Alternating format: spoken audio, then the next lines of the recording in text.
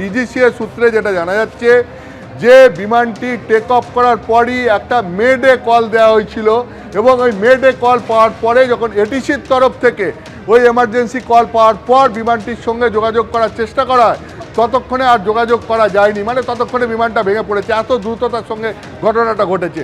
আপনার কি মনে হয়, মানে এই সিচুয়েশনটা দেখে আপনি কি বিশ্লেষণ করবেন?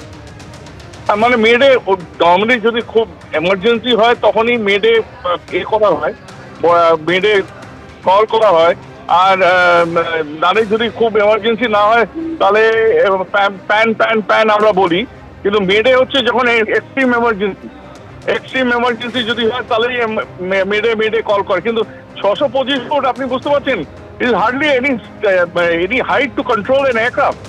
আর তার মধ্যে সামনে আমাদের যা হয় সাধারণত এয়ারপোর্ট ঘিরে সব বিল্ডিং গুলো ওঠে, কেউ তখন কোনো মিউনিসিপ্যালিটি বা কোনো তারা কেউ কথা শোনে না, তখন কোনো ক্লিয়ার স্পেস রাখে না।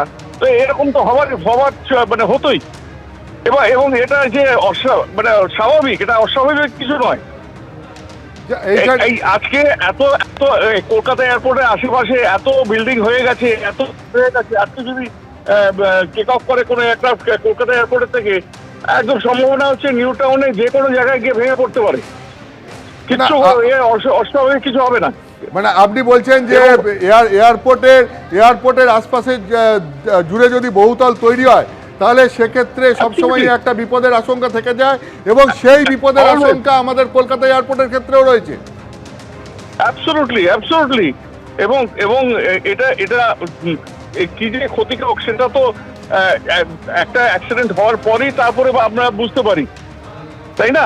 কিন্তু সেটা তো বোঝা যায় না যতক্ষণ না অ্যাক্সিডেন্ট হচ্ছে, ততক্ষণ সবাই প্ল্যান পাস করে, বিল্ডিং পাস করে যায়, করে তারা বিল্ডিং করে ফেলে। কিন্তু এই যে এইগুলো হয়, আজকে যদি কোনো অ্যাক্সিডেন্ট হয়, এই সেম জিনিসটা হয় ক্যালকাটা এয়ারপোর্টের থেকে, তাহলে নিউ টাউন এবং রাজারহাট কত যে ড্যামেজ হবে, কত যে ক্ষতিগ্রস্ত হবে আপনি চিন্তা করতে পারছেন?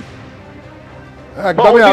আপনি যা বলছেন এটা রীতিমতো আশঙ্কার কথা বলছেন, যে একদমই ঠিক, যে আমাদের কলকাতা এয়ারপোর্টের আশপাশেও বিভিন্ন বহুতল গড়ে উঠেছে।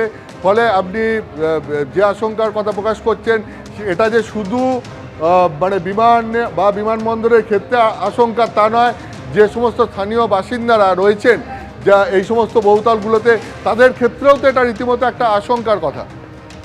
এক্স্যাক্টলি।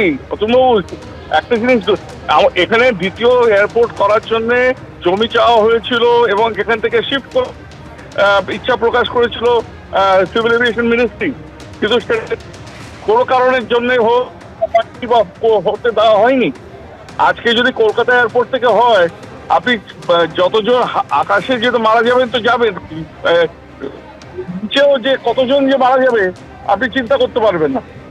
হ্যাঁ, এটা কিন্তু খুব চিন্তাজনক, এবং এটা নিয়ে সরকার চিন্তা করা উচিত।